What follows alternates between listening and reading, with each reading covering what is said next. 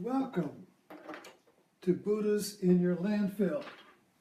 We shall start with my little Zen bell. And we can I just feel a lot of energy bubbling today, this morning. And I'm going to try to explain something that is, I don't know how to explain it. So it's going to be unfolding as we do it.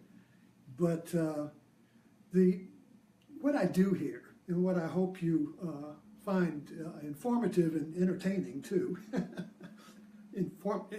everything should be entertaining. But I'm really discovering Dharma, or living truth, in everyday world. And everyday world is whatever we do every day. I mean, it's in the news, our personal experiences, the puzzles we have, the troubles, everything. The whole catastrophe is everyday world. But it's living.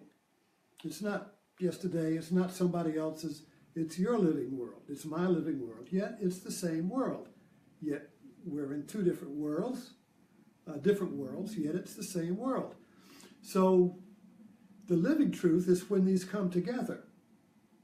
When it's not fragmented into many worlds, but it's both. It's both many worlds and yet one world. So the living truth, or the Dharma, which I hesitate to use because people don't understand what Dharma means, and I don't either, but I work with it. So, but it's living truth is a better word, a living reality. And the difficulty we live in the modern world, in our landfill, is that it's fragmented. If you look at a landfill, it's just a bunch of pieces of stuff. Everybody's a piece of stuff. Everybody's a world. Everybody's creating a world and living in it.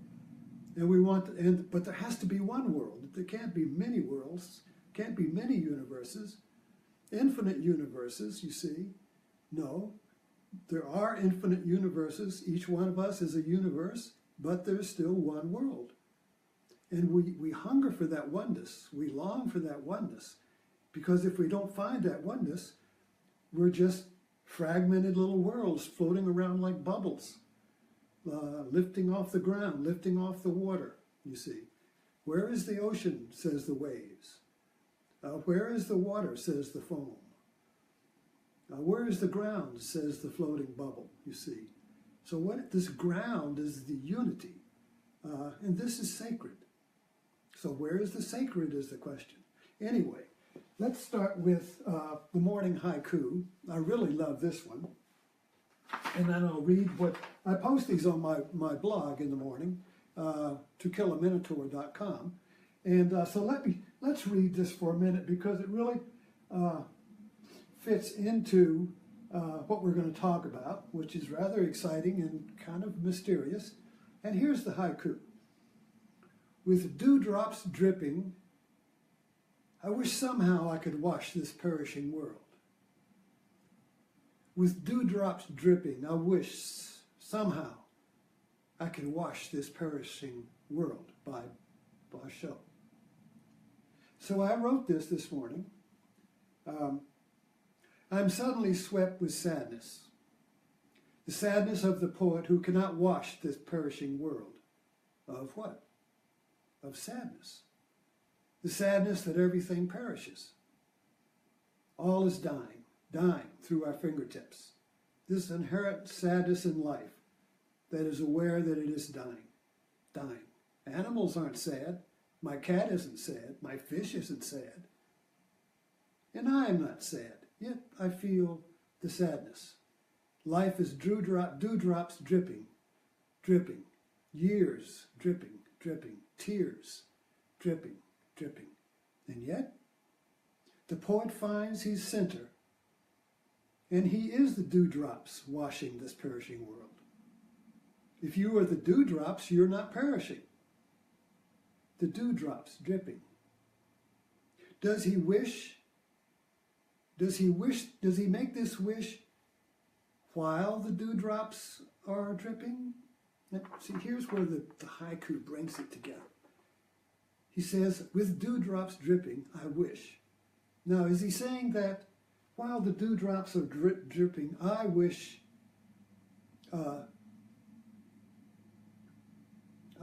lost my place.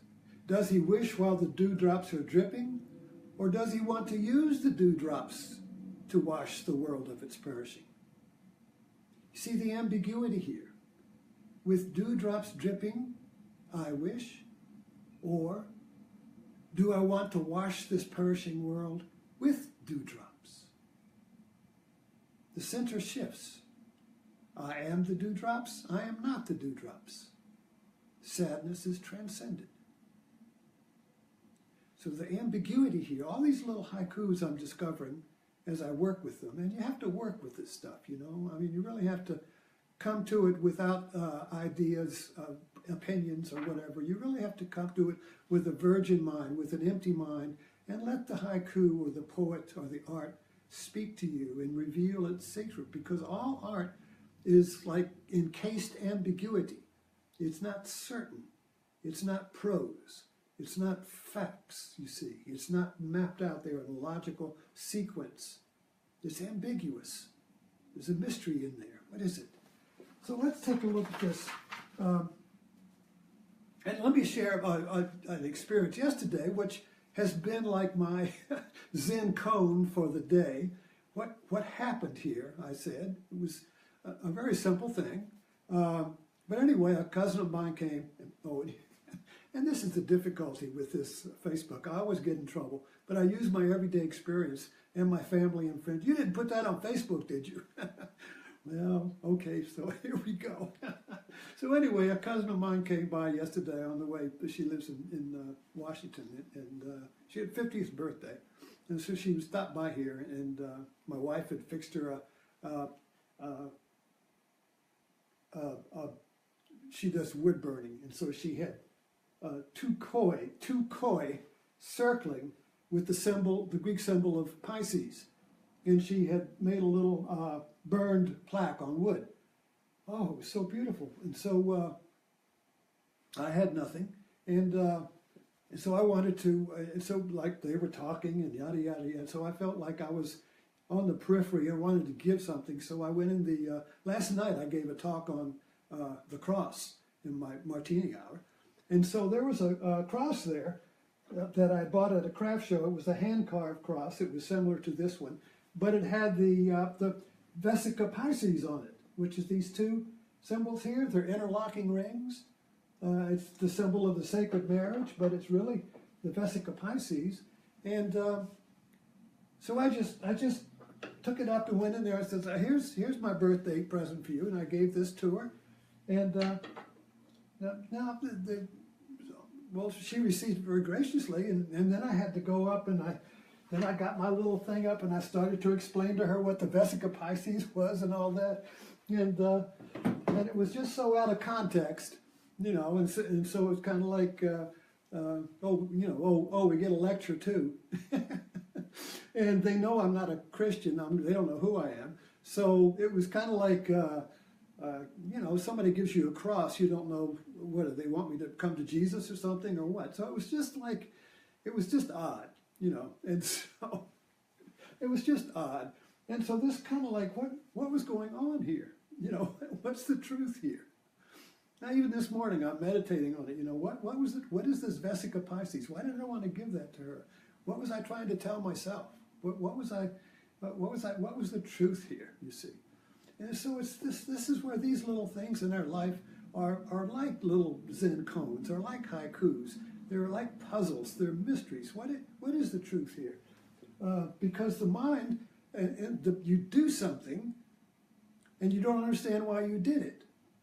Yet at the same time, you did it. There's wisdom there. The body is not just a stupid thing, and not just a dog running around. I mean, it's just the body has wisdom. So you do something, and there's wisdom in what you do.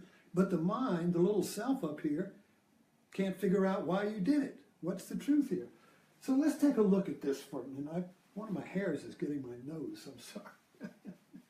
So the Vesica Pisces, what I gave to her,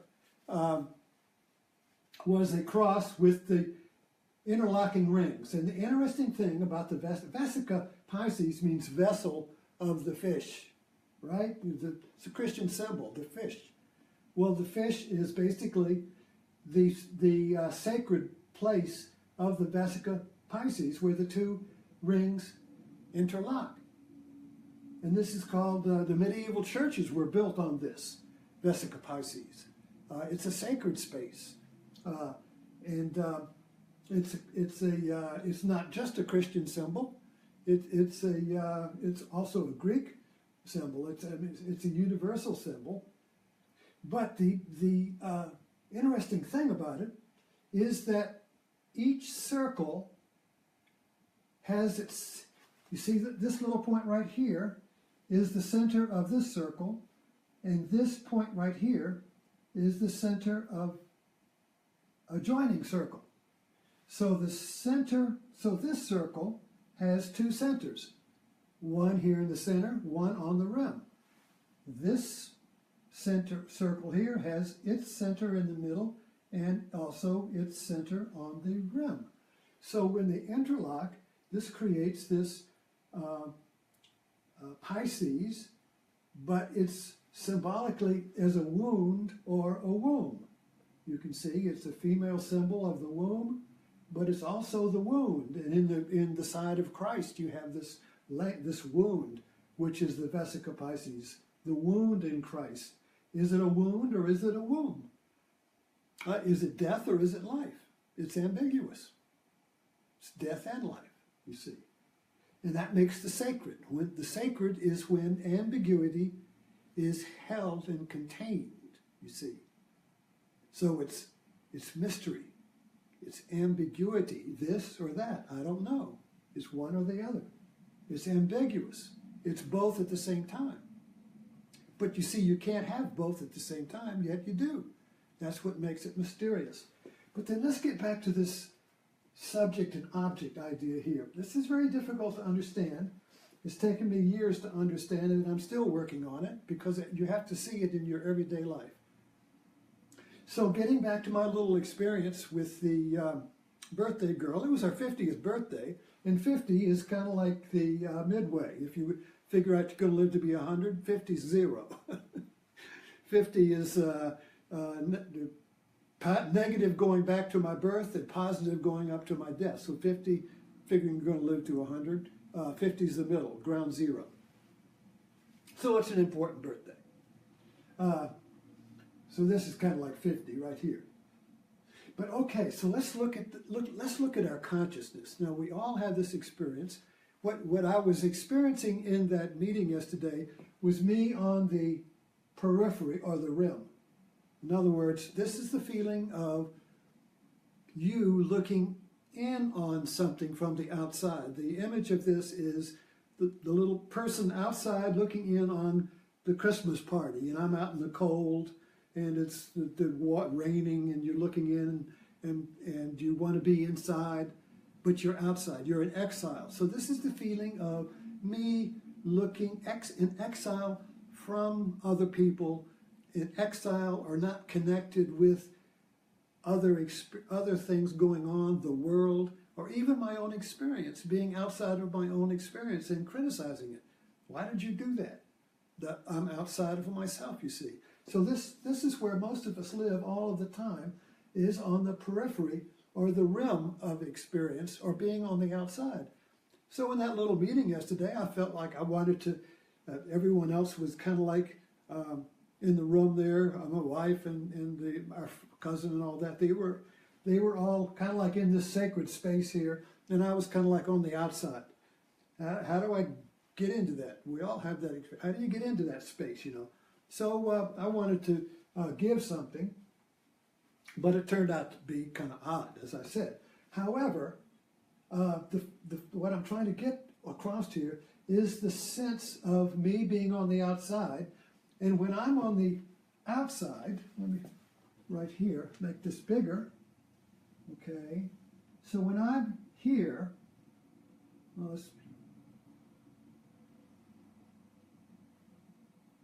an object is going to be here. All right, so this is very hard to understand, get a grasp of it, so I hope you can hang in there. This, because we think this is normal.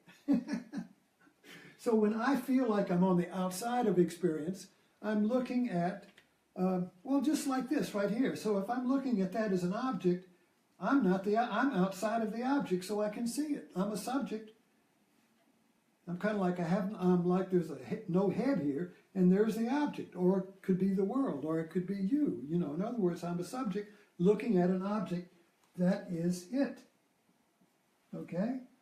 So we run around looking at it. Look, everything's in it. But when something's in it, I don't exist. I'm kind of like on the outside of it. I have to be on the outside of it in order to see it, you see. So I have to be on the rim of myself, looking in at something that is in the center, because I'm outside looking in at it.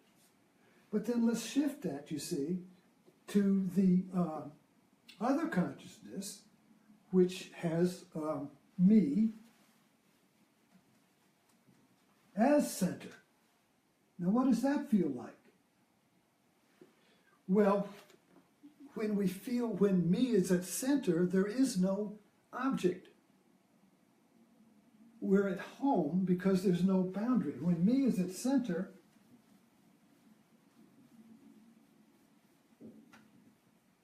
right? There's center here, but it's without a circumference. This is the definition of God. God is a center without a circumference. In other words, the center has no boundaries. No boundary. Okay. We usually experience that in nature. When we're alone, there's nobody looking at us and making us into an it. There's no boundaries. We're just, And if somebody says, hey, you, immediately that person becomes an it, and now I'm on the outside of myself. And that's painful. That is this. When I am on the outside of myself, that's painful because suddenly I'm separated from my center that has no boundaries. In a movie, I mentioned this yesterday, you're in a movie and you become the movie, there's no boundaries to you. There's no you looking at the movie now. You are the movie. Somebody pokes you or starts talking and interrupts you, they bring you back into, and then they become an it and you become, bam, you're back out here and they become an it and you've lost your center, you see? And that's pain. That is painful because we're divided. That becomes the wound. The wound of being separated from our center. So we're always looking for our center. We find it with friends. When you have a friend, you're in a Vesica Pisces. When you're with a friend or a lover, both of you are the center at the same time. I'm the center, they're it. From their view, I'm their center and I'm in it. In other words, you create a sacred space of friendship or love when both of you are its and center at the same time. But when there is a judgment, if that friend judges you, immediately there's the wound and you're thrown out of the sacred space and you're back on the outside being an it to the other, you see. When you are judged, you are an it in the other's eye. And that judgment forces you out there into the exile of being an it. You are defined and judged and condemned to be outside of your center by the eye of the other, you see, and that's the wound. So we're constantly everywhere, all of the news, everything is people looking for the center. Even Trump is looking for the center. Sanders was looking for the center. Everybody's looking for the lost center, you see. But we have to find it in our everyday life, in our everyday experience. It's not out there. So this is kind of like a map I'm trying to figure out. I'm working out for myself and sharing with you. This is the way you can diagram the Vesica Pisces as the sacred center. That is a womb or a wound. The wound part is that if, and we all experience this too, if, say you're on a bus and somebody's looking at you with unwavering eyes, a stare, it's a look, and it's called the evil eye, you know. It's the look, you know, or Chucky, you know, the horror movies are full of the evil eye, the malevolent eye, you know. That is the wound of terror, you know, because but at the same time, suppose it's a lover. Suppose two lovers look at each other. The same look then becomes a womb, a sacred space, a grotto, a place where they can become one together, you see. So they get away from the world like lovers and hide in their private ghetto where they are one, and they're not made into its by the world, you see. They're not judged. They create this sacred space of the vessel of the fish, the Vesica Pisces. So this space is ambiguous because lovers suddenly with something had happened, and that what was the sacred space becomes a wound, and they're fighting and killing each other. They're torn apart in the greatest agony of the world. So suddenly what was sacred now becomes a wound, a hell place, you see. So there's this ambiguity in it, you know, that makes it mysterious and makes it creative or violent. See, it goes either way. Violence or creativity, right? Death or birth, right?